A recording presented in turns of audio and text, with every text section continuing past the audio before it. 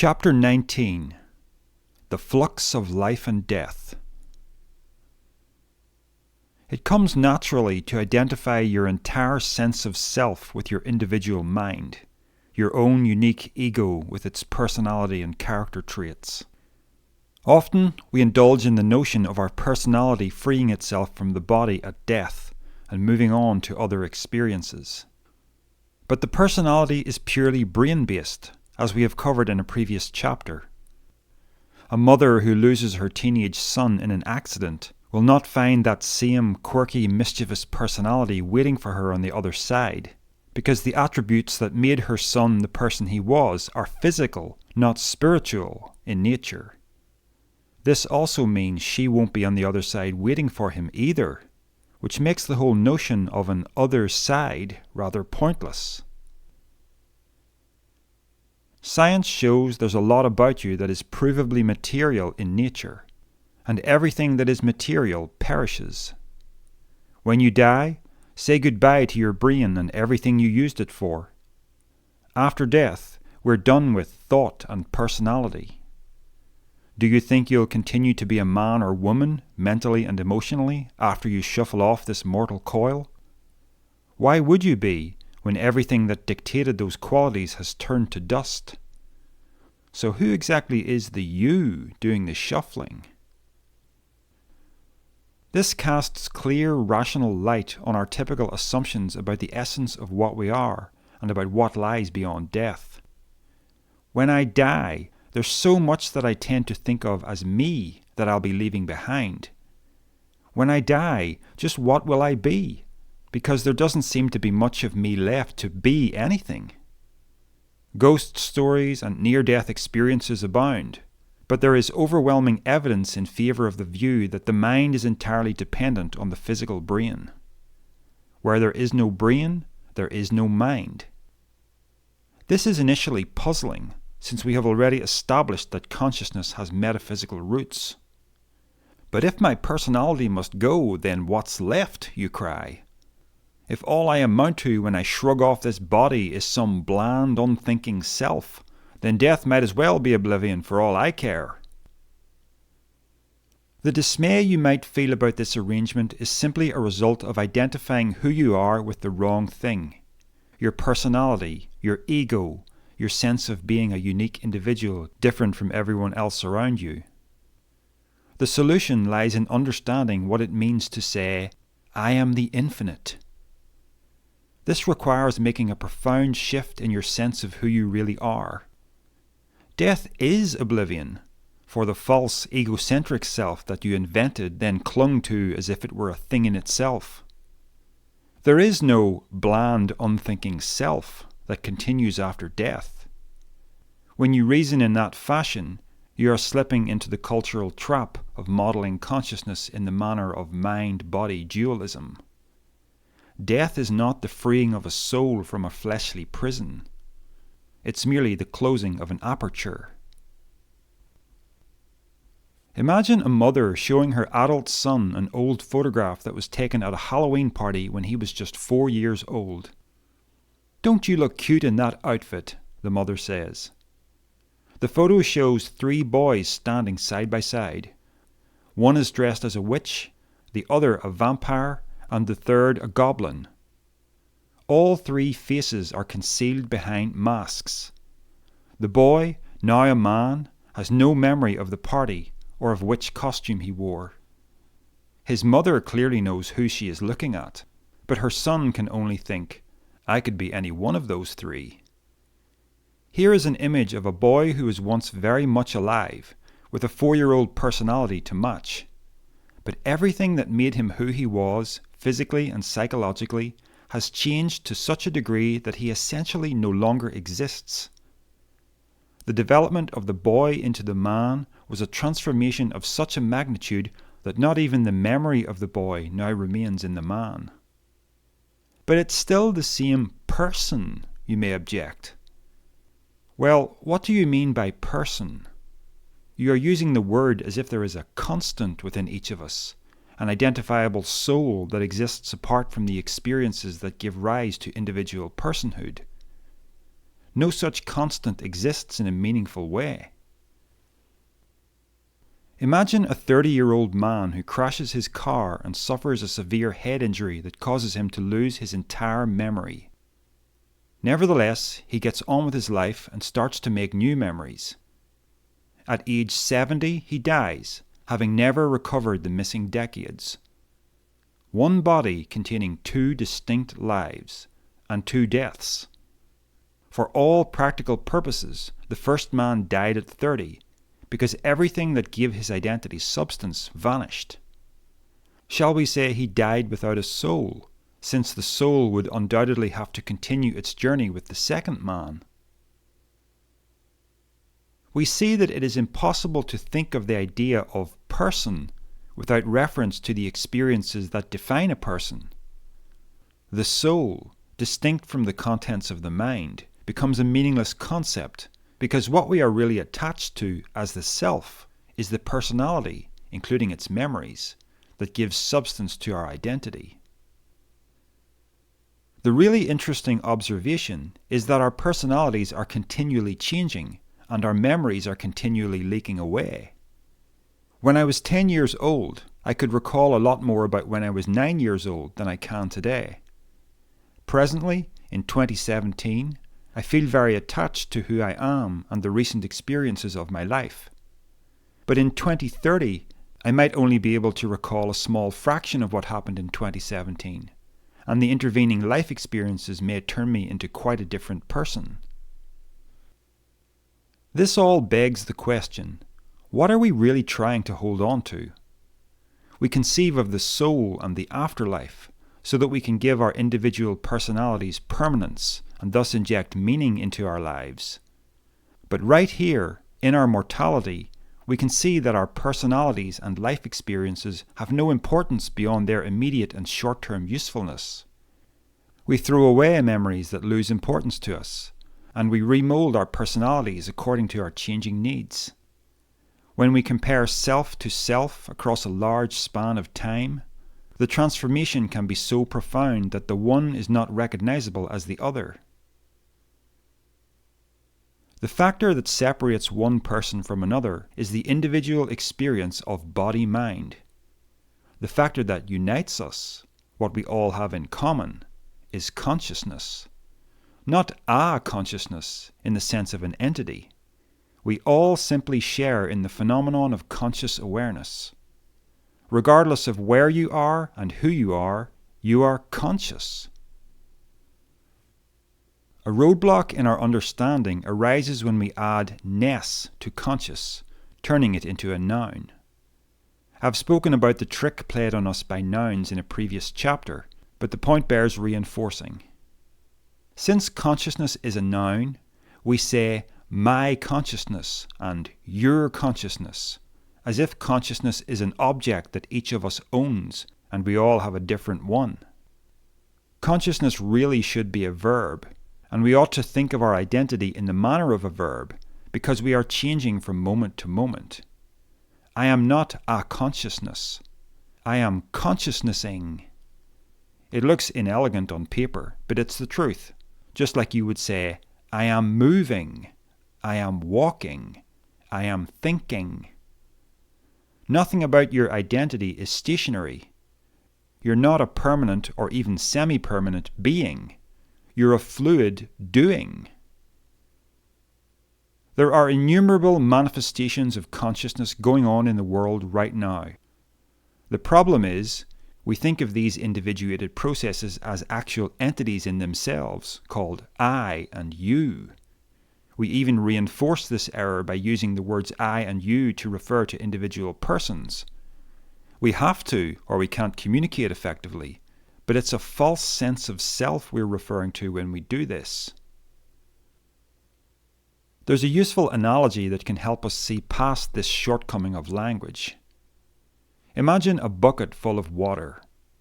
The water represents the hidden, unified state of the universe, the fundamental ground of being behind everything that we see.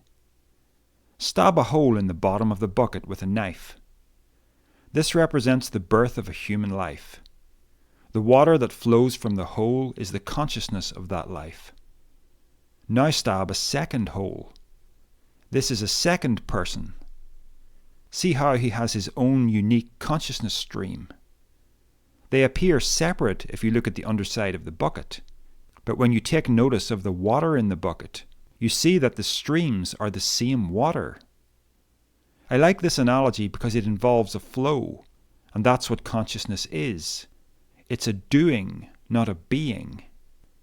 There is no need to invent an entity where there is only an aperture. The great lie is that you are nothing more than your tiny little isolated mind. When the body is about to die and the personality panics because its existence is about to be terminated, that terror only happens because you've wrongly identified yourself as your limited physical mind. You are bigger than your individuality.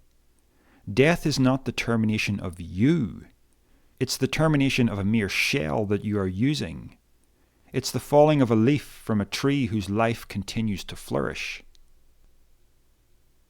All afterlife myths are the result of a failure to understand that there is more to you than your individual personality. The personality, like the body, is part of the shell.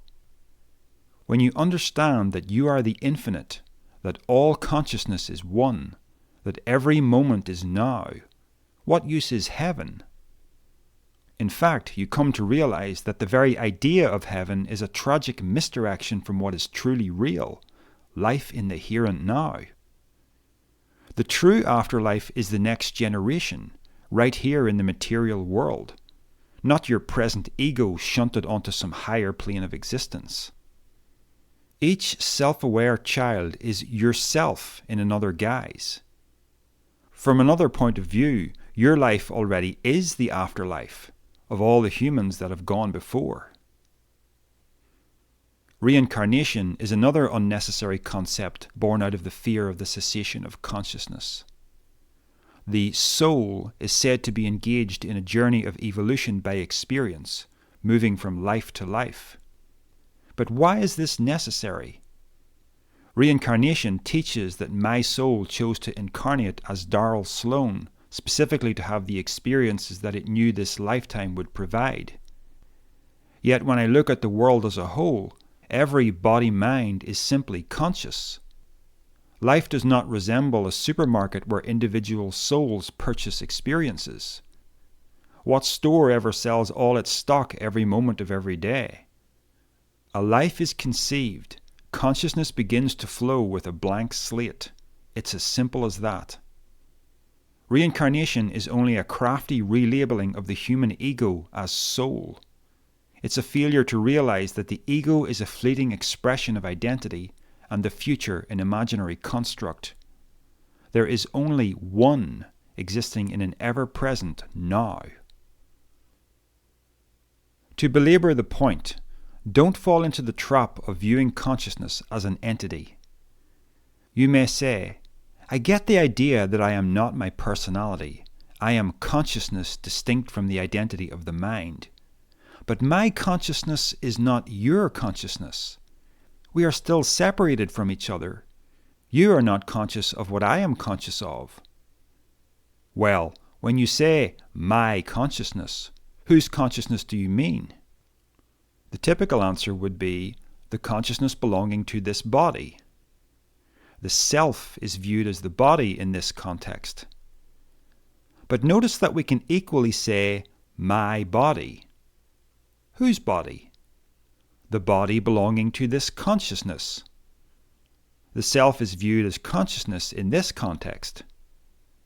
Did you notice the subtle switcheroo? We're not actually pinning down our identity in a meaningful way. So we might propose, there is a deeper I that has a body and also has a consciousness, both as distinct possessions. Shall we call that the soul?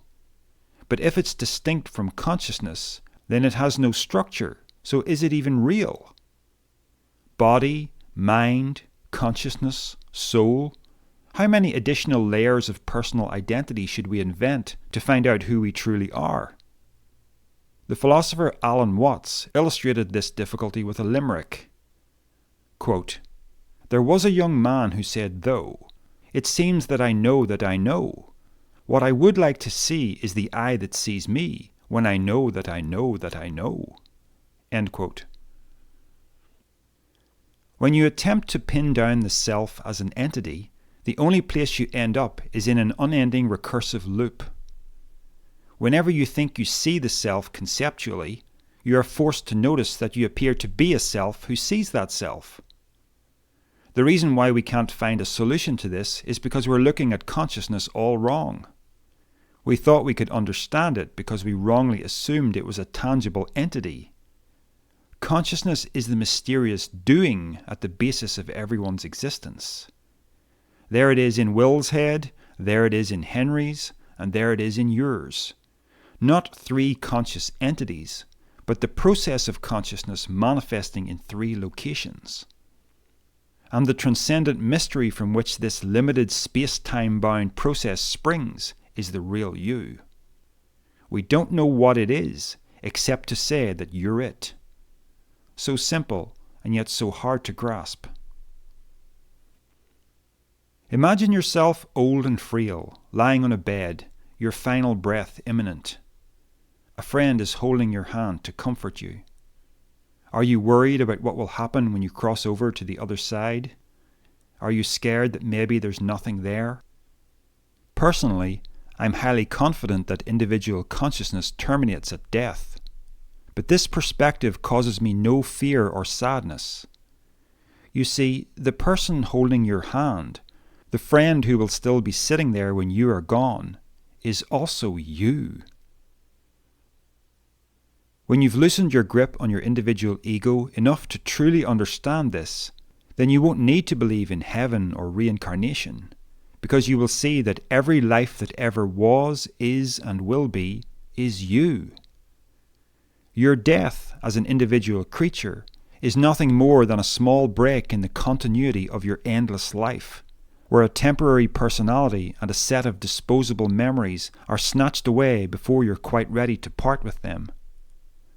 Since you've already reshaped your personality many times, from infancy to old age, and forgotten a huge percentage of your life, you really have nothing to lose. Death is only stealing from you what you would naturally dispose of in time if you were somehow able to live for several more centuries. Similarly, bereavement occurs when the process of consciousness that remains intact, that is, the surviving friend or relative, is forced to cope with this break in continuity with the process of consciousness that dissolves, the deceased. And so, consciousness experiences sorrow. The suddenness of the moment of death is what makes it seem so horrible. When a mother watches her son change from infant to adult, she doesn't experience grief at the loss of the infant because the transition is slow and smooth.